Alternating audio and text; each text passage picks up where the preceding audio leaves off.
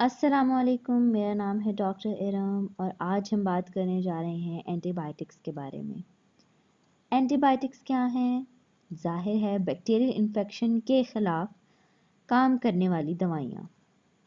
इनका काम है कि जो भी बैक्टीरिया एक माइक्रो ऑर्गेनिज़म है जो कि हमें दिखता नहीं है, लेकिन वो हमारी बॉडी के सिस्टम को डिस्ट्रॉय कर रहा होता है, हमें उसके ख़िलाफ़ कोई दवाई चाहिए और उस दवाई को हम एंटीबायोटिक्स कहते हैं।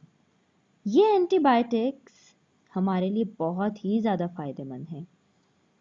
बहुत से तरह के इन्फेक्शन होते हैं, जैसा कि अगर हम नाम लें तो लंग्स इन्फेक्शन होता है तो वहाँ पे बैक्टीरिया मौजूद होता है। साइनस इन्फेक्शन होता है तो वहाँ पे बैक्टीरिया मौजूद होता है। इसके अलावा अगर कोई ब्लड इन्फेक्शन होता है तो वहाँ पे बैक्टीरिया मौजूद होता है। इसके अलावा हमारे ब्रेन के अंदर भी इन्फेक्शन हो जाता है। इसी हिसाब से बहुत सारे इन्फेक्शंस होते हैं जो कि बैक्टीरिया कॉज करता है। कोई ज़ख़म हो जाए जिस्म में तो उसमें भी इन्फेक्शन हो सकता है। और अगर हम एक और बात करें तो एक्नी बहुत ही बड़ा मसला है, लेकिन एक्नी की कॉज पता नहीं चलती कुछ लोगों को। एक्चुअली एक्नी किसी को शुरू से हो, बाद में हो, जैसे भी हो, तो एक्नी के जो दाने होते हैं वो भी बैक्टीरियल इन्फेक्शन ही होता है। अब हम ज़्यादातर क्या करते हैं कि थोड़ा सा नज़ा ज़ुकाम होता है, गला ख़राब होता है, तो हम एंटीबायोटिक्स लेने दौड़ पड़ते हैं और हम किसी मेडिकल स्टोर पे जाकर उससे कहते हैं कि तुम हमें एक एंटीबायोटिक दे दो, और हम उस एंटीबायोटिक का इस्तेमाल करते हैं। अब ज़रूरी नहीं कि वो नज़ला ज़ुकाम और बुखार हमें किसी बैक्टीरियल इन्फेक्शन की वजह से हुआ हो। समटाइम्स ऐसा होता है कि हमें इन्फेक्शन या नज़ला ज़ुकाम बुखार वायरल भी होता है। अब उस वायरल से मतलब ये है कि कोई वायरस होता है। अब उसके अगेंस्ट एंटीबायोटिक काम करेगी, एक कॉमन सेंस की बात है। एंटीबायोटिक किसी भी वायरल इन्फेक्शन के अगेंस्ट काम नहीं करती। ज़्यादातर इस तरह के नज़ला ज़ुकाम कावा या जुशांदा पीने से ठीक हो जाते हैं, या फिर ज़्यादा से ज़्यादा कोई बुखार की दवाई ले ली जाए या कोई एंटी एलर्जी ले ली जाए। लेकिन हम लोग ज़्यादातर एंटीबायोटिक्स की तरफ ही जाते हैं। या तो हम ज़बरदस्ती डॉक्टर को कहेंगे कि हमें लिख कर दे, या फिर हम खुद ही ले आएंगे। अब इस तरह के इस्तेमाल से हमारी बॉडी के अंदर एंटीबायोटिक रेजिस्टेंस बढ़ रही है। एंटीबायोटिक रेजिस्टेंस बढ़ने का मतलब ये है कि हमारे जिस्म के अंदर कुछ ऐसे बैक्टीरियाज भी होते हैं जिनको हम नॉर्मल फ्लोरा कहते हैं। वो बैक्टीरियाज भी मर जाते हैं इस तरह से इस्तेमाल करने से। अब जब वो मर जाते हैं तो इसका मतलब ये है कि हमारे बॉडी का डिफेंस सिस्टम कमज़ोर होता जा रहा है। डिफेंस सिस्टम कमज़ोर होता जाता है, एंटीबायोटिक असर करना बंद कर देती हैं। एक वजह तो ये हो गई जिसकी वजह से हमारी एंटीबायोटिक्स आजकल बहुत सारे इन्फेक्शंस में काम नहीं कर रही। दूसरी वजह ये होती है कि डॉक्टर्स ज़्यादातर डायग्नोज किए बगैर एंटीबायोटिक को प्रिस्क्राइब कर देते हैं। अब डायग्नोज किए बगैर एंटीबायोटिक प्रिस्क्राइब करने का नुकसान क्या होता है? ऐसा होता है कि कभी कभार आपको समझ में नहीं आती कि आपको अपर रिस्पिरेटरी ट्रैक्ट का इन्फेक्शन है या लोअर रिस्पिरेटरी ट्रैक्ट का इन्फेक्शन है। अपर से मुराद हमारे साइनस हैं, लोअर से मुराद हमारे लंग्स हैं। तो वो क्या करते हैं, ये जाने बगैर वो हमें अपर और लोअर, उसको हम बोलेंगे कि ब्रॉड स्पेक्ट्रम एंटीबायोटिक प्रिस्क्राइब कर दी जाती है। अब वो ब्रॉड स्पेक्ट्रम एंटीबायोटिक जो है वो बहुत सारे बैक्टीरियाज पर असर करती है और इस तरह से वो हमारे बॉडी के इम्यून सिस्टम को वीक भी करती जाती है। अब ये भी एक खतरनाक बात है। इससे अगर हम आगे चलें तो इसको हम बोलेंगे इरेशनल प्रिस्क्राइबिंग ऑफ एंटीबायोटिक्स। तमाम डॉक्टर्स को, फार्मासिस्ट को और बहुत जितने भी लोग हैं जो कि मेडिकल फील्ड से रिलेटेड हैं, उन सबको इस पर काम करना चाहिए और इस चीज़ को रोकना चाहिए। सबसे पहले तो बैक्टीरियल इन्फेक्शंस को रोका कैसे जाए।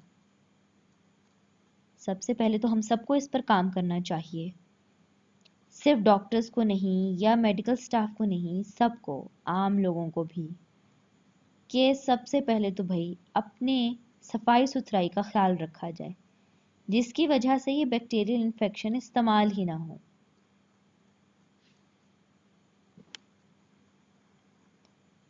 अब जब बैक्टीरियल इन्फेक्शन से हमें बचना होगा और हम इन बैक्टीरियल इन्फेक्शन से बचेंगे तो बहुत सारा काम तो यहाँ पर हो जाएगा।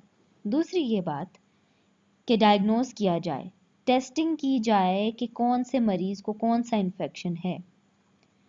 अब जब ये डायग्नोज कर लिया जाएगा कि कौन से मरीज को कौन सा इन्फेक्शन है, तो हम उसको उसी बैक्टीरिया के अगेंस्ट एंटीबायोटिक देंगे। इतना टाइम हम सबको ज़रूर निकाल लेना चाहिए। अगर हम इस बात को देखें कि पूरी दुनिया में अगर एंटीबायोटिक रेजिस्टेंस होना शुरू हो गई, जो कि हो भी रही है, बहुत सी जनरेशन्स आ चुकी हैं अब एंटीबायोटिक्स की, तो इसका मतलब ये है कि पहली जनरेशन, दूसरी जनरेशन या तीसरी जनरेशन जो एंटीबायोटिक्स की है, उन्होंने काम करना बंद कर दिया है। इसीलिए हमें नई जनरेशन ऑफ एंटीबायोटिक्स को इजाद करना पड़ रहा है और बनाना पड़ रहा है। मतलब ये है कि बैक्टीरिया नए हो गए हैं, बैक्टीरिया स्ट्रॉन्ग हो गए हैं, बैक्टीरिया का अपना जेनेटिक मेकअप चेंज हो चुका है और बहुत ज़्यादा चेंज हो चुका है।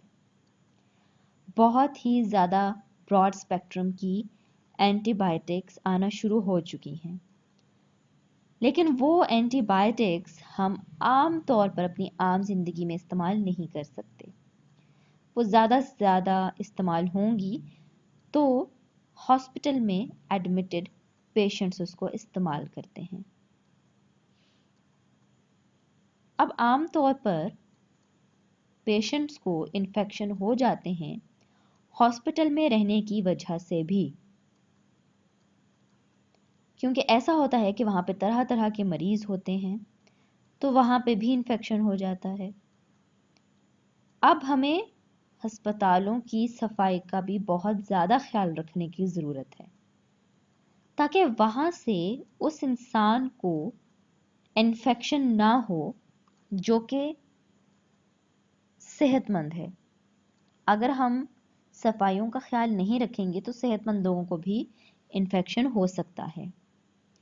घरों में सफाई का इंतज़ाम रखें। इसके अलावा सबसे ज़्यादा ज़रूरी, खाने को बहुत अच्छे तरीके से धोकर और पकाकर खाएं। खाने को जितना हम ज़्यादा पकाएंगे तो उसके जरासीम मर जाएंगे। हमारे पानी के अंदर भी बैक्टीरियाज मौजूद हैं, वायरसेस भी मौजूद हैं। अब गंदे पानी की वजह से डायरिया वगैरह हो जाता है। अगर ये चीज़ बिगड़ जाए तो जाहिर है इन्फेक्शन भी कॉज करता है। हमारे पेट के अंदर जो इन्फेक्शन, जो कि मेरे ख्याल से सबको मालूम भी होगा, एच पाइलोराई स्टमक में इन्फेक्शन करता है। ये बैक्टीरिया है, कुछ भी गंदा वगैरह खाने से इन्फेक्शन हो जाता है। अब सबसे पहले बात तो ये जो हमें ठीक करनी है कि बात बे बात पर एंटीबायोटिक ना खाई जाए। ज़रा सी छींक आ जाए, कुछ भी हो जाए, तो ये मत कीजिए कि आप एंटीबायोटिक खाना शुरू कर दें। सबसे पहले उसकी कॉज को ज़रूर देखिए कि उसकी कॉज क्या है और फिर उसकी दवा लीजिए। बहुत मुश्किल ज़िंदगी हो जाएगी अगर हमारी एंटीबायोटिक्स काम नहीं करेंगी, और इसमें सबसे बड़ी गलती हमारी ही होगी, और हमें इस गलती को बड़ा होने से पहले ठीक करना है। तो अगर आपको महसूस हो कि आपको नज़ला, ज़ुकाम या बुखार है तो डॉक्टर के पास ज़रूर जाएं। खुद से एंटीबायोटिक्स का इस्तेमाल ना करें। बुखार को ठीक करने के लिए बुखार की दवाइयाँ इस्तेमाल करें। ये देखें कि आपको एलर्जी तो नहीं है, एंटी एलर्जिक्स का इस्तेमाल कीजिए। और डॉक्टर को इसलिए चेक करवाइए ताकि डॉक्टर आइडेंटिफाई कर सके कि आपको वाकई में इन्फेक्शन है या नहीं है। साफ सुथरा माहौल रखिए सबके लिए, बच्चों के लिए, बूढ़ों के लिए, अपने लिए, ताकि हम बहुत सी ख़तरनाक बीमारियों से बच सकें। और सबसे बड़ी बात, ख़तरनाक बीमारियों से बचेंगे तो एंटीबायोटिक लेने से भी हम बचेंगे। ये मैसेज या ये पैगाम आप सब लोग फैलाएं, आपस में एक दूसरे को बताएं। ये बहुत ही ज़्यादा ज़रूरी है। सिर्फ हमारे लिए नहीं, हम पूरी दुनिया का ये मसला है। हमारे जैसे गरीब मुल्क के लिए अगर ऐसे मसले बढ़ते जाएं तो हमारे मुल्क के लिए ख़तरनाक साबित हो सकते हैं। अगर आपको मेरी वीडियो पसंद आई हो तो इसको लाइक कीजिए, सब्सक्राइब कीजिए मेरे चैनल को, और ज़्यादा से ज़्यादा वीडियोस को शेयर कीजिए, क्योंकि ये सब के लिए फ़ायदेमंद हैं।